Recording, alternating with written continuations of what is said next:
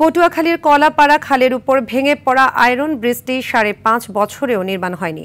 এতে দীর্ঘদিন ধরে বন্ধ রয়েছে খালের দুই পাড়ের যান চলাচল। স্থানীয়দের উদ্যোগে ড্রাম ও কাঠ দিয়ে বানানো একটি ভাসমান সেতু দিয়ে ঝুঁকি নিয়ে পারাপার হচ্ছে অন্তত ১৫ গ্রামের কয়েক হাজার মানুষ। পটুয়াখালী প্রতিনিধি মুফতি সালাউদ্দিনের পাঠানো তথ্যচিত্রে বিস্তারিত জানাচ্ছেন সাকিব আল হাসান।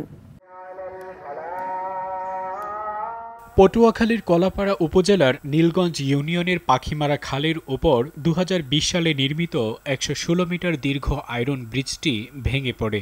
এতে বন্ধ হয়ে পড়ে খালের দুই পাড়ের যান চলাচল। প্রায় ৫.৫ বছর পেরিয়ে গেলেও মেলেনি নতুন সেতু তৈরির প্রকল্প অনুমোদন।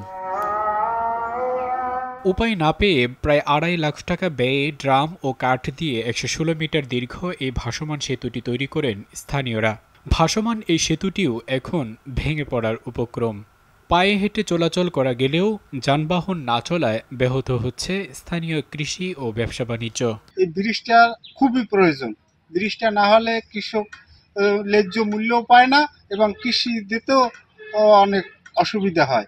আজকে বড় মানে ২০০০ লাউ আমরা সাপ্লাই দিছি তাই আমরা কিন্তু সমস্ত একটা পাখির বাজারও পরে, ইউনিভার্সিটিও পরে, একটা হাই স্কুল আছে সেটাও পরে এবং টোটাল খেউপাড় উপজেলা যাইতে হইলে এই ব্রিজ পাড়ি আমাদের উপর উঠতে হয়। তো আমাদের রাস্তাও নাই, ব্রিজও নাই, আমরা চারকোলে নদী মাঝখানে আমরা বসবাস করতেছি। প্রকল্প অনুমোদন পেলে কাজ শুরু হবে বলছেন এলজিইডির এই প্রকৌশলী। ৮টা ব্রিজ মিলে একটা প্রকল্প তৈরি করবে। এই প্রকল্প তৈরি পরবর্তীতে মিনিস্ট্রিতে প্রেরণ করে এটা একটা দাতা সংস্থার সাথে এগ্রিমেন্ট করে প্রকল্প চূড়ান্ত হইলে তারপরে ডিজাইন সম্পর্ক করে এটা প্রকল্পের পিডি নিয়োগ পরবর্তীতে কার্যক্রম হবে।